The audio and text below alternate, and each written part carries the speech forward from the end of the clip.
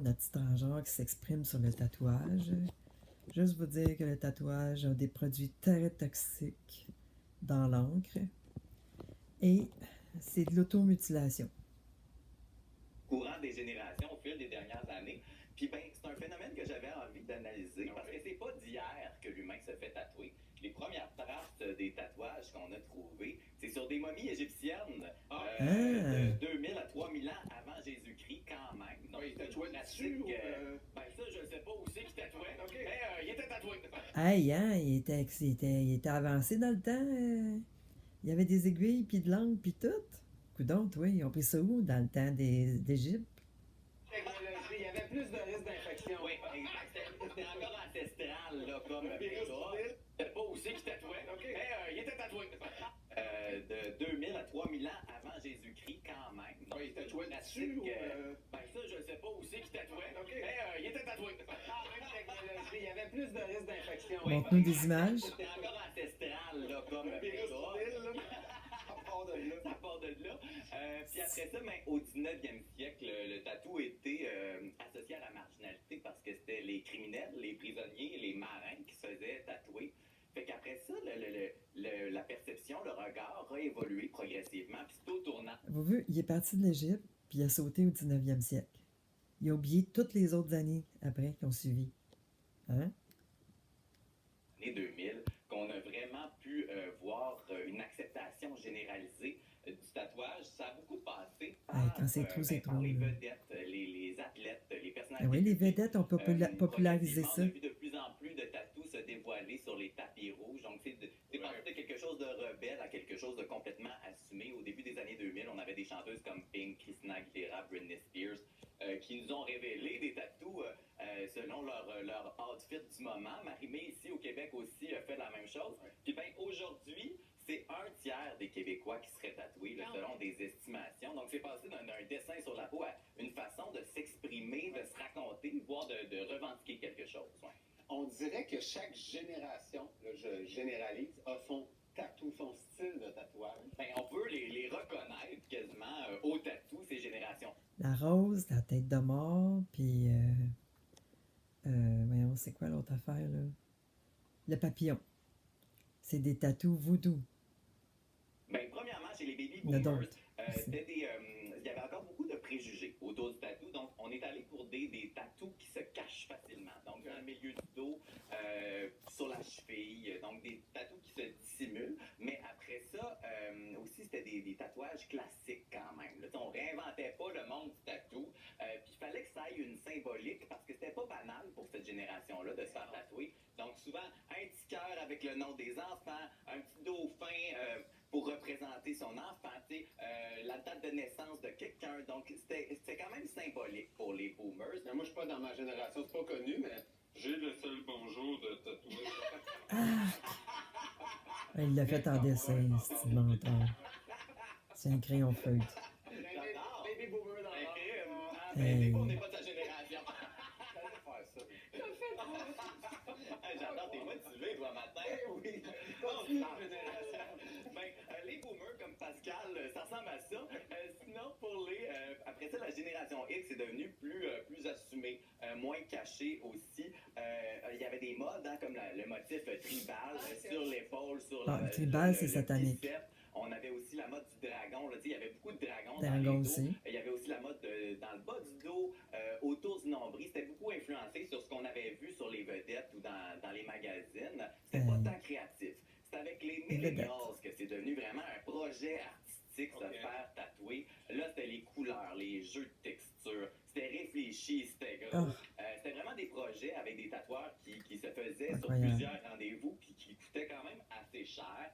Parfois, ça racontait même une histoire. Tu sais, mettons un gars qui tripe sur Québec. T'avais Champlain dans son bateau, le château Frontenac, Bonhomme Carnaval, Geneviève Guilbeault avec ses études du 3e lien. Avec son ancien chum, avec son nouveau chum. Exact. On cache le nom de l'ancien chum avec quelque chose. Fait que c'était des projets de tatou. Puis après ça, ben, la génération X sont allés complètement à l'inverse des tatous massifs qu'on voyait sur les millennials. Fait que si vous voyez là quelqu'un avec une manche ou le cou tatoué, ça, c'est pas un Gen Z. Les Gen Z sont allés minimalistes. Donc, pas de couleur, souvent juste du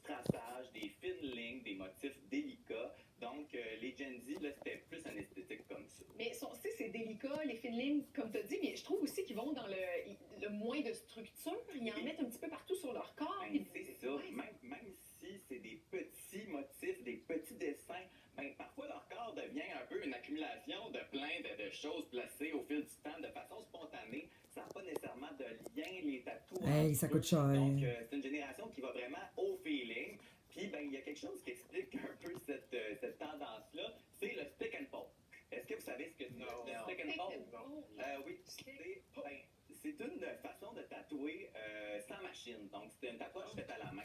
Ça a beaucoup démocratisé l'art du tatou parce que n'importe qui, avec le stick and poke, pouvait s'improviser tatoueur. Tu sais, moi, j'ai beaucoup d'amis qui sont venus de voyage, là, puis avec un nouveau tatouage fait au stick and poke par un gars rencontré dans une auberge de jeunesse un peu pompette.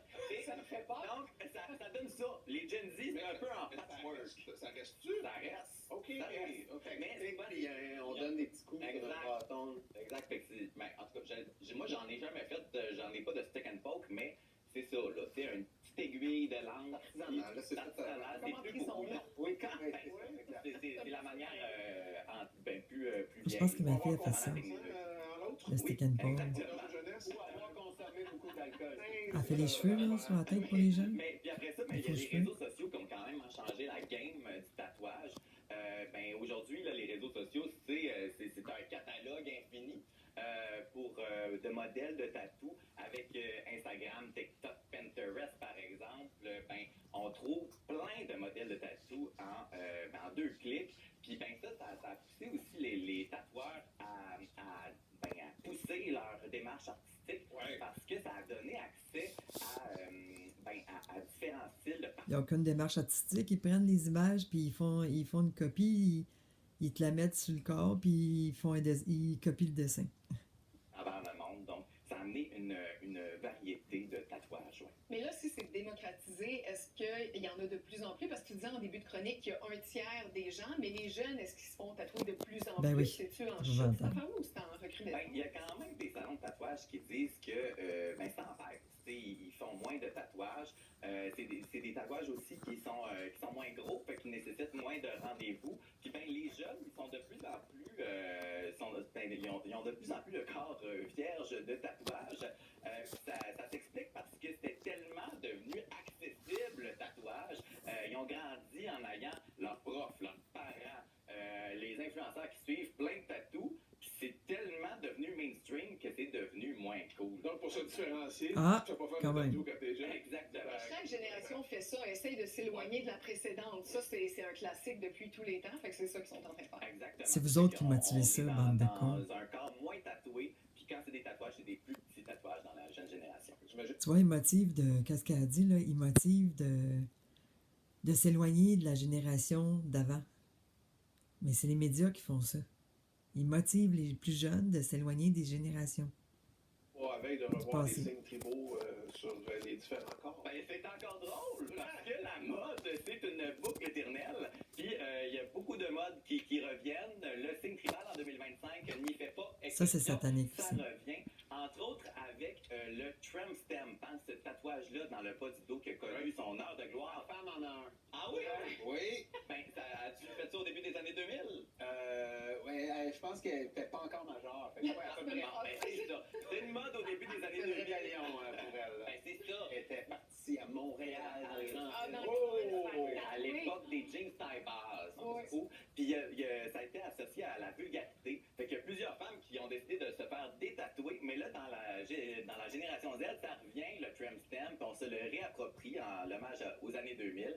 Donc, comme quoi, n'importe quel mode peut revenir. On n'est jamais à l'abri. T'en as-tu un tatou? J'en ai À un. qui le dis-tu? C'est écrit Dobry